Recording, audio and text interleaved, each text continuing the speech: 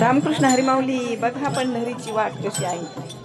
खेळ मांडियेला वाळवंठी घाई, नाचती वैष्णव भाई रे. क्रोध अभिमान गेला पावटनी, एक एका लागती पायी रे. गोपीचंदन तीरा तुळशीच्या माळा, हार निर्वती गळा रे. काळ मृदुंगाई पुष्पाचा वृषाव, अनुपम्य सुख सुहारे. काय हा सुख सुहा वर्णन करावा हा वाळवंठी घाई खेळ मांडला आहे. आणि कशी ही वैष्णव नाचतात बघा. काय वर्णन करावा वर्णन अभिमान, विसरली याची वर्ण अभिमान.